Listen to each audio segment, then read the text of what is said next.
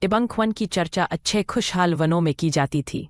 वहाँ के सभी जानवर अपना अपना काम करते थे और शाम को बैठकर गप्पे हाँकते थे। लालू और कालू मुर्गा बांग देने का काम करते थे।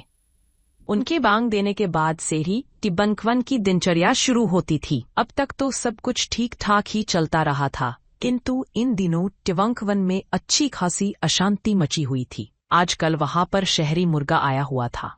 उसने लालू और कालू को यह कहकर भड़काना शुरू कर दिया था कि टिबंक वन के सभी जानवर तो बड़े मजे की नींद सोते हैं और तुम लोग क्यों अपनी मीठी नींद खराब करते हो। जब तुम्हारी नींद खुले तब बांग देने का काम किया करो। मैं तो शहर में बड़े मजे की जिंदगी जीता हूँ। जब मेरी मर्जी होती है तभी बांग देता हूँ। इधर लालू और कालू पर शहरी मुर्गे की बातों का असर होने लगा था।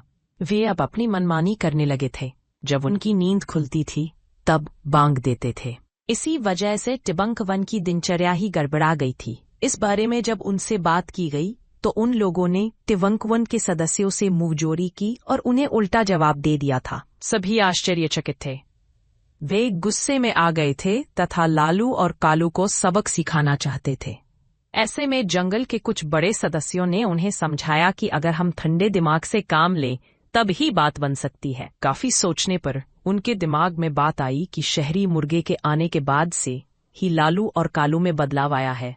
अब समस्या थी कि सभी को जगाने का काम कौन करेगा। तभी अचानक कुकी कोयल ने कहा, भाइयों बहनों, मेरी नींद तो सुबह सवेरे खुल जाती है। मैं अपनी मीठी बोली से सभी को जगा दिया करूंगी।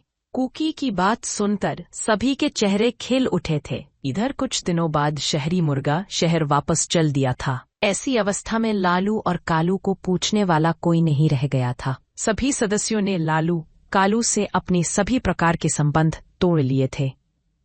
कोई भी सदस्य उनसे बातचीत भी नहीं कर रहा था। वे सोच रहे थे हम व्यर्थ में ही शहरी मुर्गे की बेकार की बातों में आ गए थे।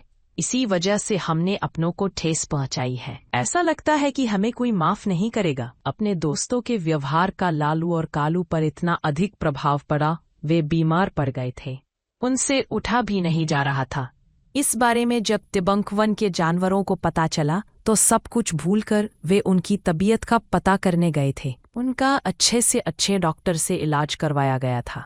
कुछ ही दिनों में वे ठीक हो गए थे और अपनी भूल पर पछता रहे थे।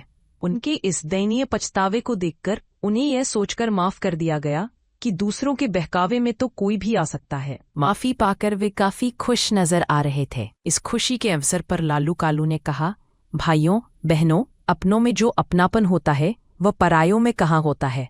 शहरी मुर्गे ने हमारे जंगल के अच्छे वातावरण को खराब कर दिया था और हमें भी इस बात का पता नहीं चला कि हम कैसे उसकी बातों में आ गए थे। इस बीच कुकी कोयल ने कहा, लालू कालू भाई, तुम अपना काम संभालो, मैं तो अब थक चुकी हूँ। कुकी की बातों को सुनकर सभी हंस पड़े थे। कथा सारांश, हमें परायों के बहकावे में आकर अपनों का साथ नहीं छोड़ना चाहिए। वे हमेशा हमारा भला ही चाहते हैं। कोबाल्ट टीवी एनिमेशन को देखें, लाइक करें, सब्सक्राइब करें, शेयर करें।